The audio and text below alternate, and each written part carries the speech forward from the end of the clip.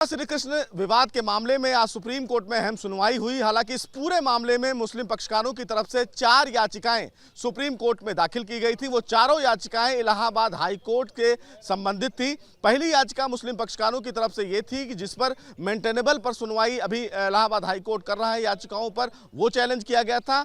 दूसरी कि जो मथुरा विवाद को लेकर मथुरा के जिला अदालतों में जो फिलहाल मामले चल रहे हैं, उन तमाम मामलों को फिलहाल इलाहाबाद हाई कोर्ट ने अपने पास ट्रांसफर कर लिया था। तीसरी याचिका ये थी कि तमाम जो याचिकाएं निचली अदालतों में चल रही थी, उन तमाम याचिकाओं को एक साथ ट्रांसफर करके इलाहाबाद हाई कोर्ट सुनवाई करना चाह रहा था। इन तमाम याचिकाओं को फिलहाल मुद्दा बनाते हुए मुस्लिम पक्षकारों ने सुप्रीम कोर्ट का दरवाजा खटखटाया, लेकिन सुप्रीम कोर्ट ने अभी इस पूरे मामले में कोई अहम फैसला नहीं दिया। सुप्रीम कोर्ट ने कहा कि हम ये तय करेंगे कि क्या देश की सबसे बड़ी अदालत इस पूरे मामले की सुनवाई कर सकती है या ये अधिकार सिर्फ हाई कोर्ट के पास है। हमारे साथ वरिष्ठ एडवोकेट हैं। सर, इस पूरे मामले को देखें तो क्या मुस्लिम पक्षकारों को फिलहाल कोई राहत नहीं मिली?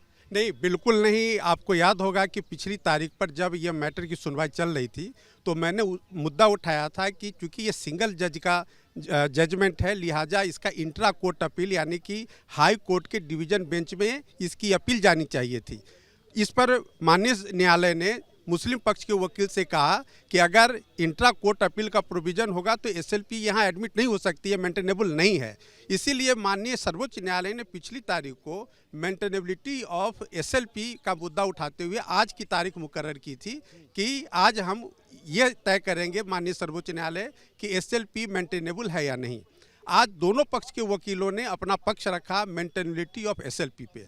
जो मुस्लिम पक्षकार थे उनका कहना था कि इलाहाबाद उच्च न्यायालय में सूट के मामले में जो एकल खंडपीठ का आदेश का अपील का कोई प्रावधान नहीं है, जबकि हम लोगों ने कहा कि एकल खंडपीठ का जो आदेश है ओरिजिनल सारे यानी सूट के मामले में, उसका प्रावधान इलाहाबाद हाई कोर्ट रूल्स के तहत है और इसके लिए उनको स्पेशल अपील डिवीजन बेंच में फाइल करनी चाहिए थी।